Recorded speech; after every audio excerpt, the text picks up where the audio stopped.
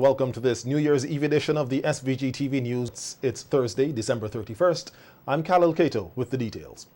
There has been no explosive eruption of the Soufriere volcano overnight.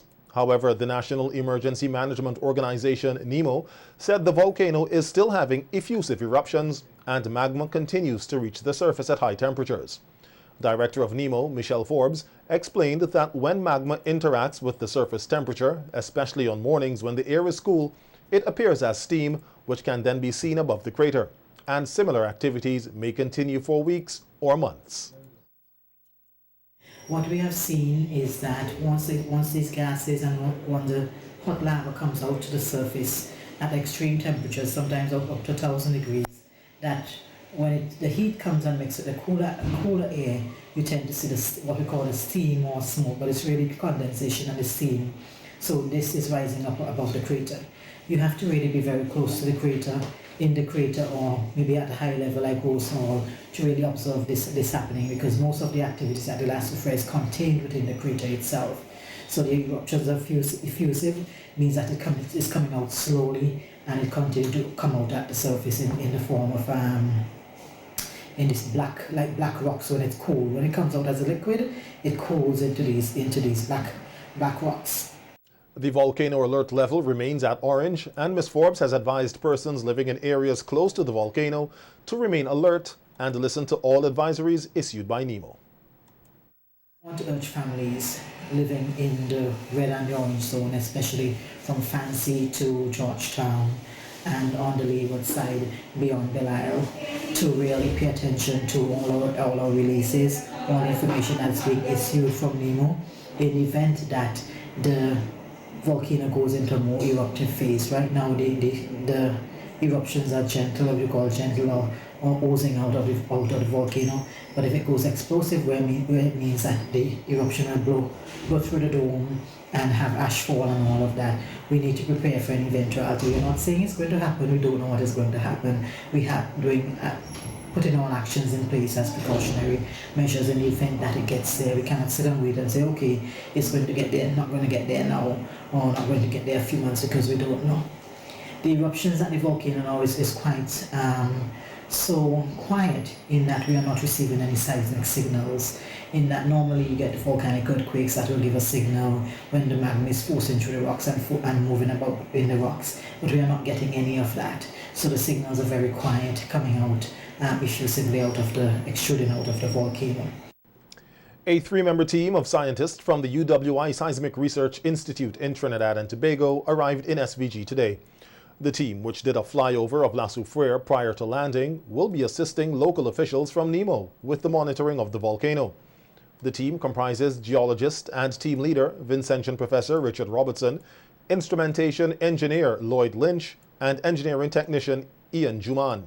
They arrived in the state on a Regional Security System RSS aircraft. Director of NEMO, Michelle Forbes, said although in quarantine, the seismic team has already begun to work. Through the Ministry of Health, they have arranged what we call a working quarantine. They actually started working on the site at the forestry compound in Camden Park. That's a GPS site, and they will be based on the north leeward side of the island, and be between there and be observing the volcano mainly from the Belmont Observatory that we have in Belmont. So they have continued working, and they will be here for several weeks. This kind of eruption can continue for months, in terms of being quiet for months, for weeks, for months, we don't know. So we have to continue to work with them. So we expect over the next few weeks we have new instruments being installed, mainly in the northern part of St. Vincent, closer to the volcano, so we can be able to get more information and more data and more assessment of what is happening at the Soufriere volcano itself. So we need to be alert.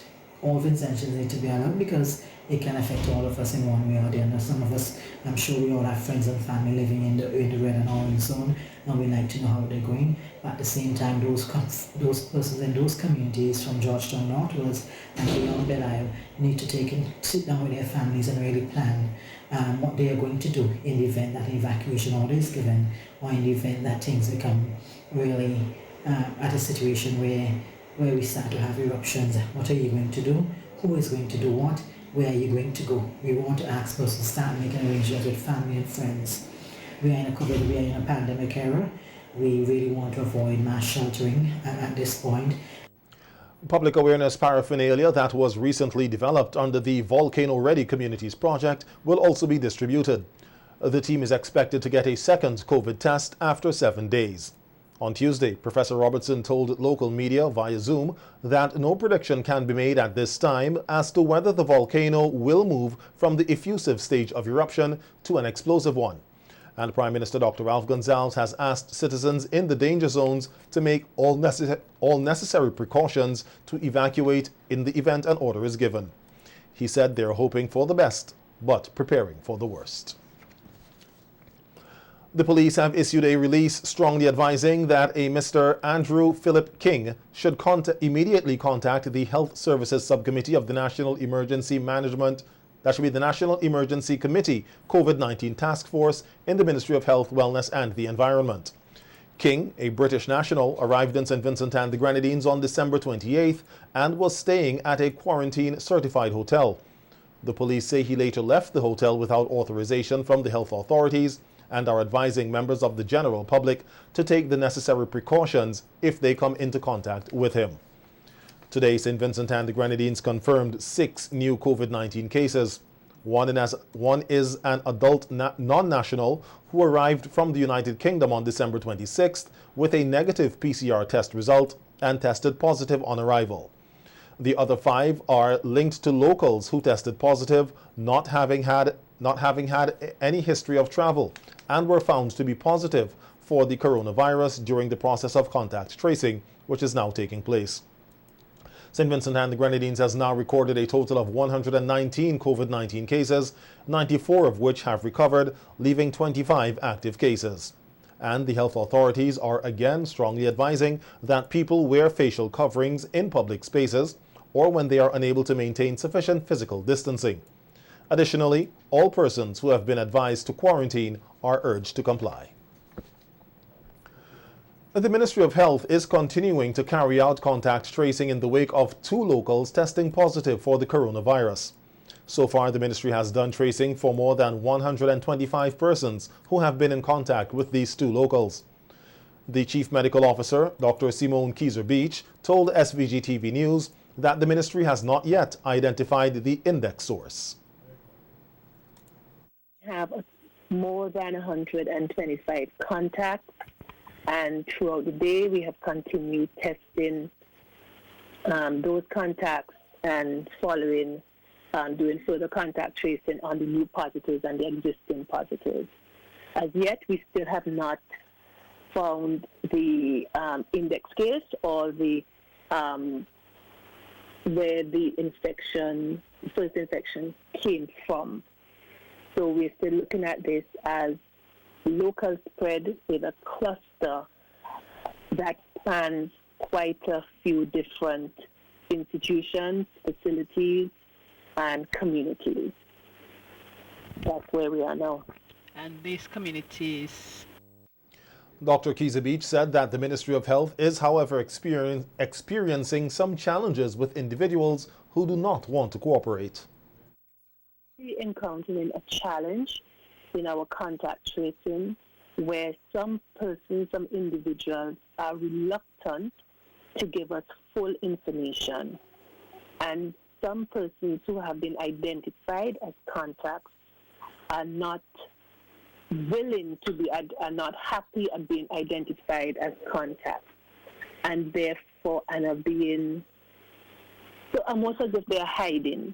We don't want to be identified, and that is going to hamper our capacity to do proper contact tracing and testing. The aim is to find everyone who is positive so that we can contain. And by knowing whether or not you have contracted the coronavirus. The CMO said that the Ministry of Health and the Health Services Subcommittee of the National Emergency Committee COVID-19 Task Force have made some recommendations for employees in the government service to wear masks, and members of the public who have to visit government offices are also asked to wear face coverings. Private sector businesses are also urged to do likewise.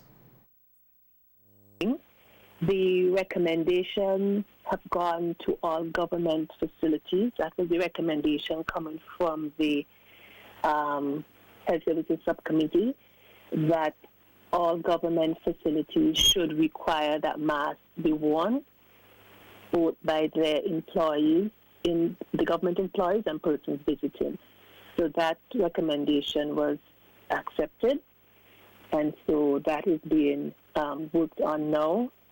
We are also asking that, and that was not formally communicated, but we are asking that the private sector, just as they did at the beginning of this, and some of the private sector entities have continued, that they encourage their workers to use masks and that their clients also use masks. The CMO said that the Ministry of Health is also hoping to make the wearing of face masks a requirement for persons using public transportation. We continue, because the challenge with making it mandatory, as in a legal requirement, is that to penalize a child who doesn't have a mask. What are you going to do? What would you seriously in terms of the implementation of such a requirement? So the approach, therefore, would be requiring the mask use in the government facilities, in the private sector, and we're also looking to see how we could make it a requirement for the persons with public transportation, for them to require that their passengers use the mask, and that it be made their responsibility. These are all things that we are recommending for consideration. As many people prepare to ring in the new year, health authorities here are reminding of the need for strict COVID-19 protocols to be followed. Keyser Beach said that outdoor mass gatherings should have no more than 400 people, while indoor events should have no more than 200. She said that this is to ensure the safe conduct of mass gatherings with or without amplified music in a manner that reduces the risk of the transmission of COVID-19 in St. Vincent and the Grenadines. And in actual fact, even though the outdoor gatherings generate a lot more attention because of the mass crowds, because you're outdoors and the ventilation is better, the greater risk is with the indoor gatherings. Even though they're smaller, they're closer together, there's less air circulation. And we strongly advise persons, once you are gathering, whether it's 4 persons playing dominoes or it's 400 persons outdoors at a line, please, we are asking persons to be aware of the fact that everybody needs to be responsible for themselves and for their neighbors and for their families, and they should comply with the use of masks. Dr. Keyser Beach said that the Phase 2 protocol requirements are extended up to January 31st next year. She also highlighted other recommendations that persons should follow who are planning outdoor and indoor gatherings this weekend. We're recommending that the organizers of these events pay close attention to all of the requirements, so that they should provide masks for all of the patrons, that they should strongly encourage those patrons to use the mask, that they should be recording temperatures, and that they should be sanitizing, and they should be recording have some way of having a record of who attended.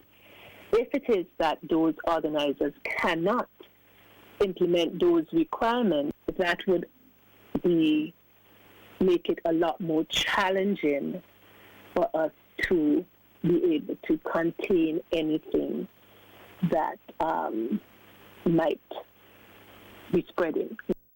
Meanwhile, effective immediately, a ban has been placed on amplified music in public places. This was disclosed earlier this evening by Prime Minister, the Honorable Dr. Ralph Gonsalves on NBC Radio.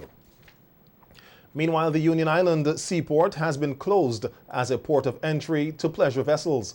these being yachts, pirogues, and similar vessels.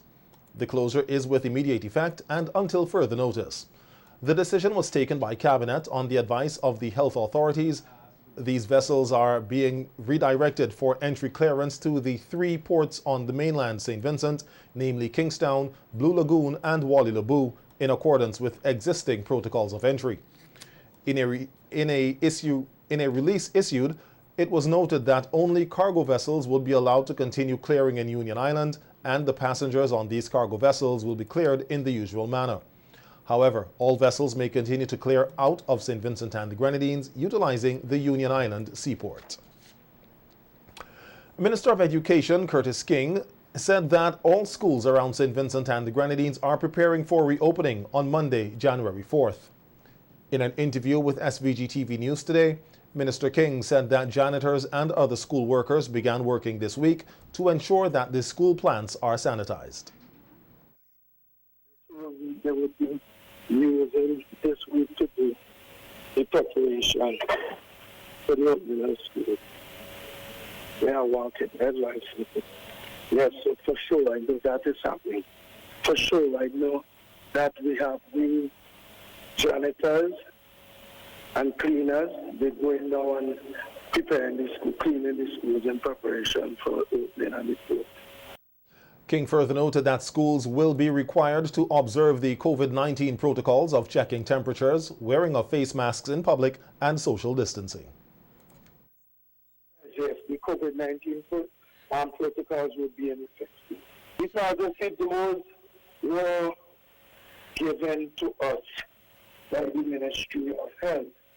And until the Ministry of Health advises that there are changes, we will stick to those protocols. And the Ministry of Health has not advised that there are any changes.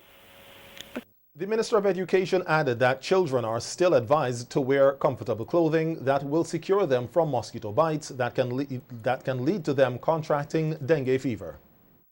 I know for sure that there has been a decline in the incidences of dengue fever. Okay?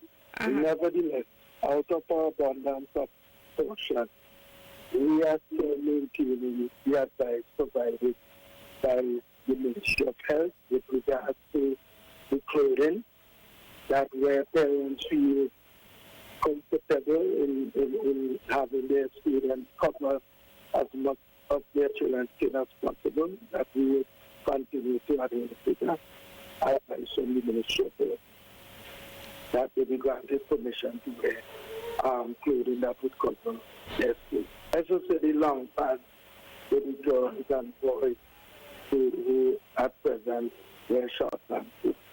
We have not changed our protocol. And the Permanent Secretary in the Ministry of Education, Michael Burke, said that critical decisions are being made by the Ministry of Health and the Ministry of Education as to how they should proceed with the reopening of schools on Monday. He said the ministry will inform education stakeholders if there are any changes to be made. Meanwhile, Minister King is urging teachers, students, parents, and other education stakeholders to continue to work hard, thus ensuring that students continue to perform well. In an interview with SVG-TV News, the minister said that he is looking for better performances for the new year. As the teachers, students, and all stakeholders in the education system to ensure that we work hard in producing these sort of performances that we would want for our children throughout this period. The children have to be focused, and the parents and other stakeholders provide the necessary support to ensure that the students perform in the manner that we would like them to. Minister King noted that at the end of this term, Form 5 and Grade 6 students will be preparing for exams, and there will be a lot of challenges. However, he is urging them to be focused. That would be my advice. Keep working hard, set your targets, and work diligently towards achieving these targets. And in the upcoming period, going to be by the end of this term, students would be again be preparing for their CXC, will be on the verge of writing their CXC examination. We have other internal exams. We have so much work to do that, one could only advise that the children remain focused and that the teachers and other stakeholders provide them with the sort of support that would allow them to perform, as I'm saying, in the manner which we would like. The Education Minister also used the opportunity to extend New Year's greetings to all who are engaged in the education system. And this added information just in on the ban of amplified music.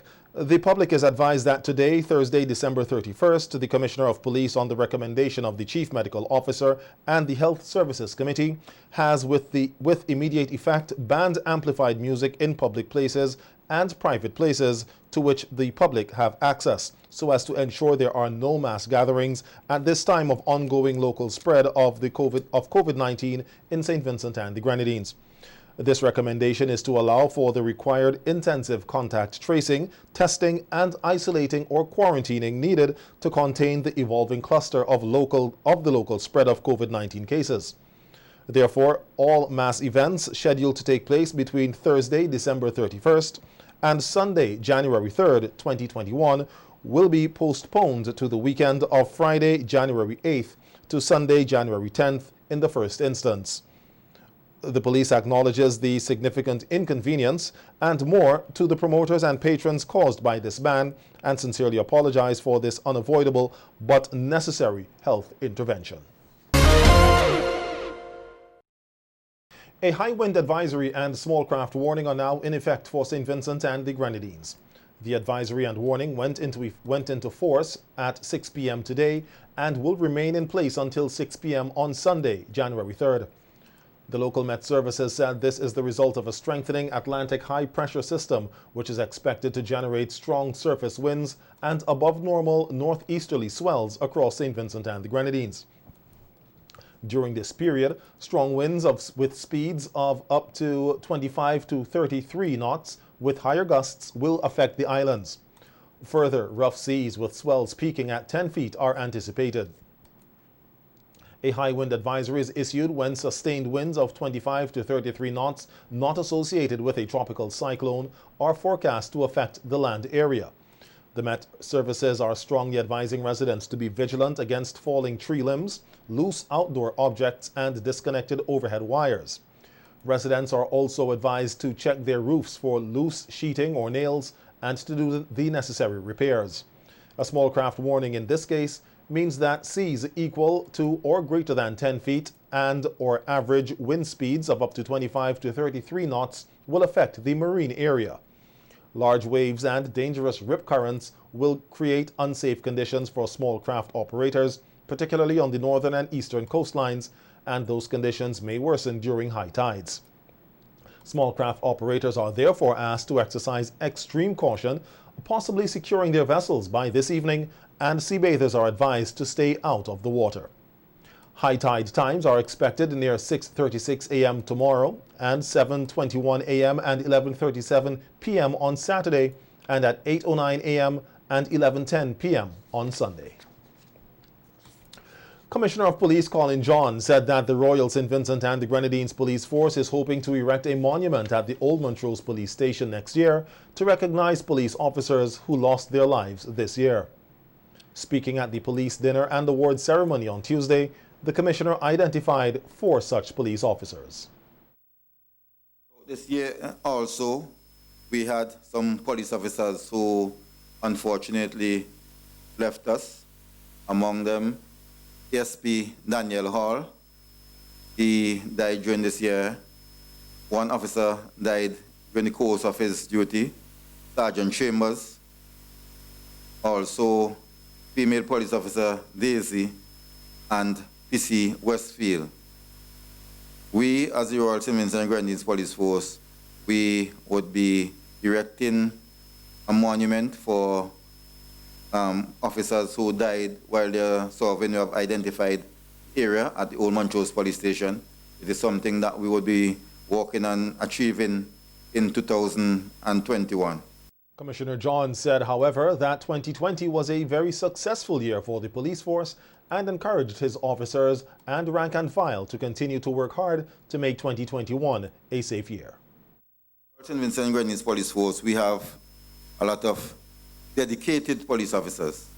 I can boast of that. We have a few persons who would not adhere to the generally accepted norms and principles of the organization, but I'm happy to say that there are few and far between. And whenever these situations arise, we try to nip it in the bud as early as possible and use the mechanisms within the organization to make sure that they know, as they say on the street, what time it is. So once they come down the line, as a footballer, you get cleared. That's basic and simple as that.